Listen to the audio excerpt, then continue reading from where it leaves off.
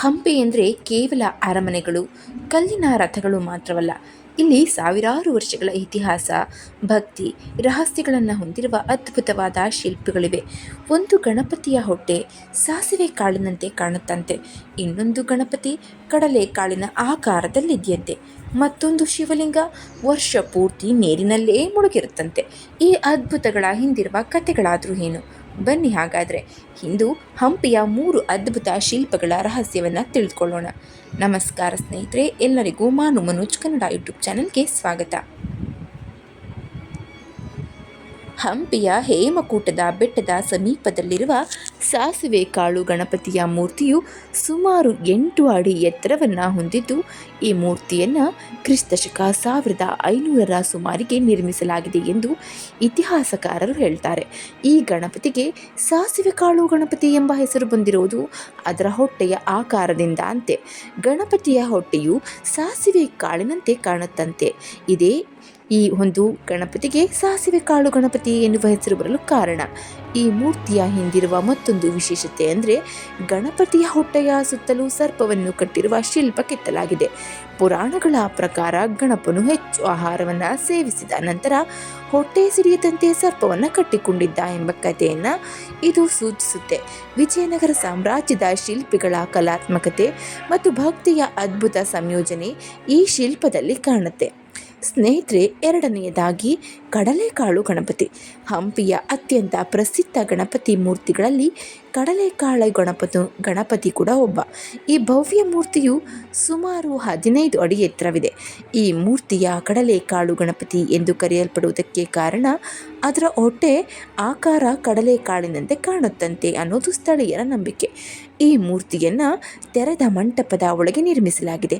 ಮಂಟಪದ ಸ್ತಂಭಗಳ ಮೇಲಿನ ಕೆತ್ತನೆಗಳು ವಿಜಯನಗರ ಶಿಲ್ಪಕಲೆಯ ಅತ್ಯುನ್ನತ ಮಟ್ಟವನ್ನು ತೋರಿಸುತ್ತೆ. ದುರಾದೃಷ್ಟವಶಾತ್ ವಿಜಯನಗರ ಸಾಮ್ರಾಜ್ಯದ ಪತನದ ಸಮಯದಲ್ಲಿ ಕೆಲವು ಭಾಗಗಳು ಹಾನಿಗೊಳಗಾದವು. ಆದರೂ ಇಂದಿಗೂ ಈ ಮೂರ್ತಿ ತನ್ನ ಭವ್ಯತೆಯನ್ನು ಉಳಿಸಿಕೊಂಡಿದೆ. ಇಲ್ಲಿ ನಿಂತು ನೋಡಿದಾಗ ಗಣಪತಿಯು ಮುಖದ ಶಾಂತ ಭಾವನೆ ಭಕ್ತರಲ್ಲಿ ವಿಶಿಷ್ಟವಾದ ಆಧ್ಯಾತ್ಮಿಕ ಅನುಭವವನ್ನು ಮೂಡಿಸ್ತಾನೆ. ಮೂರನೆಯದಾಗಿ ಹಂಪಿಯ ಅತ್ಯಂತ ಪವಿತ್ರ ರಹಸ್ಯಮಯ ಸ್ಥಳಗಳಲ್ಲಿ ಒಂದು ಬಡವಿಲಿಂಗ. ಹೌದು, ಈ ಶಿವಲಿಂಗ ಸುಮಾರು 12 ಅಡಿ ಎತ್ತರವನ್ನು ಹೊಂದಿದ್ದು ಹಂಪಿಯ ಅತಿ ದೊಡ್ಡ ಏಕಶಿಲಾ ಶಿವಲಿಂಗಗಳಲ್ಲೂ ಕೂಡ ಒಂದು. ಬಡವಿ ಅಂದರೆ ಬಡ ಮಹಿಳೆ ಎಂಬ ಅರ್ಥ. ಸ್ಥಳೀಯ ದಂತಕಥೆಯ ಪ್ರಕಾರ ಒಬ್ಬ ಬಡ ಮಹಿಳೆ ಭಕ್ತಿಯಿಂದ ಶಿವಲಿಂಗವನ್ನು ನಿರ್ಮಿಸ್ತಾಳೆ. ಆದ್ದರಿಂದ ಇದಕ್ಕೆ ಬಡವಿಲಿಂಗ ಎಂಬ ಹೆಸರು. ಈ ಶಿವಲಿಂಗದ ಅತ್ಯಂತ ವಿಶೇಷ ಅಂಶವೆಂದರೆ ವರ್ಷ ಪೂರ್ತಿ ನೀರಿನಲ್ಲಿ ಮುಳುಗುತ್ತೆ. ಈ ನೀರು ಹತ್ತಿರದ ಕಾಲುವೆ ವ್ಯವಸ್ಥೆಯಿಂದ ನಿರಂತರವಾಗಿ ಬರುತ್ತೆ ಅನ್ನೋದು ನಂಬಿಕೆ. ಶಿವಲಿಂಗದ ಸುತ್ತಲಿನ ನೀರು, ಅದರ ಮೇಲೆ ಬೀಳುವ ಬೆಳಕು ಭಕ್ತರಿಗೆ ವಿಶಿಷ್ಟವಾದ ದೈವಿಕ ಅನುಭವವನ್ನು ನೀಡುತ್ತೆ. ಒಟ್ಟಾರೆ 1565ರಲ್ಲಿ ನಡೆದ ತಾಳಿಕೋಟೆ ಯುದ್ಧದ ವಿಜಯನಗರ ಸಾಮ್ರಾಜ್ಯ ಪತನದ ನಂತರ ಅನೇಕ ದೇವಸ್ಥಾನಗಳು, ಕಟ್ಟಡಗಳು ನಾಶವಾಗುತ್ತೆ. ಅದರಲ್ಲಿ ಸಾಸಿವೆ ಕಾಳು ಗಣಪತಿ, ಕಡಲೆಕಾಳು ಗಣಪತಿ ಹಾಗೂ ಬಡವಿಲಿಂಗ ಕೂಡ ಸೇರಿಕೊಂಡಿದೆ.